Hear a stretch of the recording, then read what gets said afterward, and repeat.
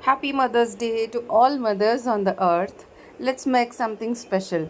Mushroom fried rice. Archit is helping me. Let's see the recipe. इथे मी butter melt करायला ठेवले, त्याच्यामध्ये थोडंसं तेल टाकलं कारण की बटर जळू नये. त्याच्यानंतर त्याच्यामध्ये जिरे टाकलेले, साईडला पाणी गरम करायला ठेवलेलं आहे. इथं आपण बेसिकली एक राईस तयार करून घेतोय, रेडी करून घेतो आणि त्याच्यानंतर आपण पुढची प्रोसेस करणार आहोत. जेव्हा तुम्ही जिरा राईस बनवाल ना तर त्याच्यामध्ये तुम्ही डेफिनेटली थोडंसं लिंबू ॲड करत चला, म्हणजे मग राईस व्हाईट होतो. याच्यामध्ये अर्धा तास भिजवलेला आपला बिर्याणी राईस किंवा दावतचा जो मिळतो तो घालायचा. त्यानंतर याच्यामध्ये मीठ आणि लिंबाचा रस घालून पाणी घालायचं आणि 1 किंवा मॅक्सिमम 2 शिट्ट्या करून घ्यायच्या. पाणी पण एवढं घालायचं की तांदूळ बुडेल इतकंच पाणी घालायचं. नाही तर मग भात गच्च होईल आणि आपल्याला फ्राईड राईस बनवायचा आहे, त्याच्यामुळे पाणी आपल्याला कमी यूज करायचं. सो इतकंच पाणी घालायचं आणि झाकण लावून आपण ह्याची 1 किंवा 2 शिट्टी करून घेऊया.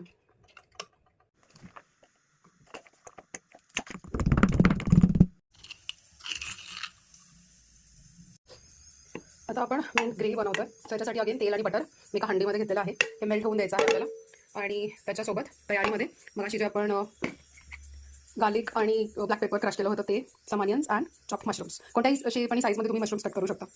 सो हे आता मेल्ट झालेलं आहे ऑलमोस्ट. त्याच्यामध्ये आपण घालूया ब्लॅक पेपर आणि गार्लिकचं क्रश. इतका सुंदर अरोमा सगळ्या घरभर पसरलेला आहे. हे थोडंसं जास्तच यूज करायचं आपल्याला, पण मेन फ्लेवर एवढाच आहे की सोपी रेसिपी आहे ना ही मशरूम फ्राईड राईस. बनते पण 10 मिनिटात आणि एकदम थोड्या इन्ग्रेडियंटमध्ये बनणारी आहे.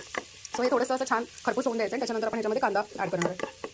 आता गार्लिकचा कलर चेंज झालेला आहे, दिसत असेल तुम्हाला. आता आपण ह्यामध्ये ॲड करूया चॉप्ड अनियन. तो मी पण असा रफली चॉप करून घेतलेला आहे, कारण ते सगळं नंतर जसं जसं शिजेल ना तसं तसं श्रिंक होतं. सो आपण अनियन घालूया, परत एकदा त्याला मिक्स करूया, तो पण छान खरपूस होऊन देऊया आणि मग मशरूम घालूया. सो इथे झाकण पडलेला आहे. आपण जो राईस करून घेतलेला होता हा जिरा राईस आहे बेसिकली. आता हा अजून मोकळा होईल, जसा जसा गार होईल तसा. आणि जसं मी तुम्हाला टिप दिली त्या पद्धतीनं जर तुम्ही केला तर तो खूप खिलाखिला होतो मस्त. आता इथे 60% शिजवून घेतलेला आहे मी कांदा. छान आता तो ब्राऊन होतो. या स्टेजमध्ये आता आपण ह्याच्यात मशरूम घालूया, म्हणजे उरलेला कांदा मशरूमसोबत अगेन फ्राय होत राहील. आणि याच्यात सीझनिंगसुद्धा अगदी बेसिक आहे. ह्याच्यामध्ये पिझ्झा सीझनिंगसाठी तुम्ही जे ओरिगॅनो वगैरे वापरता किंवा मिक्स हर्ब्स वापरता ते, त्याच्यानंतर रेड चिली फ्लेक्स आणि सोया सॉस. That's it. मीठ ऑफकोर्स. इतके सोपे इन्ग्रेडियंट्स आहेत, झटपट बनणारी ही कृती आहे. नक्की ट्राय करा. आपलं मीठ, सोया सॉस, त्यानंतर मिक्स हर्ब्स तुमच्या आवडीप्रमाणे, तुमच्या अंदाजाने तुम्हाला कसं आवडतं. देन चिली फ्लेक्स जितकं तुम्हाला तिखट हवं जितक्या क्वांटिटीमध्ये तुम्ही बनवत आहात. आता मशरूमला आमचं पाणी सुटेल, ते ड्राय होईपर्यंत आपल्याला परतायचं आहे. आताच मशरूम घातलेले, सो आता इथून पुढे त्याला पाणी सुटेल मस्तपैकी. हे असेच पण तुम्ही खाऊ शकता, यम लागतात यम.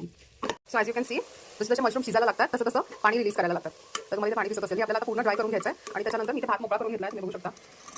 तो आपल्याला ह्यामध्ये मिक्स करायचा आहे. इथे पाणी दिसतंय ना, हे सगळं ड्राय करून घ्यायचं. आता ह्याच्यात राईस घालून झाल्यावर हलक्या हाताने हे मिक्स करायचं आहे, आता मग शीत मोडेल आणि मग ते छान नाही वाटत. सो हलक्या हाताने याला मिक्स करूया.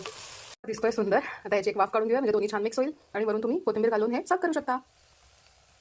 अशा पद्धतीने आपला मशरूम फ्राईड राईस तयार आहे आणि खूप यम्मी झालेला आहे.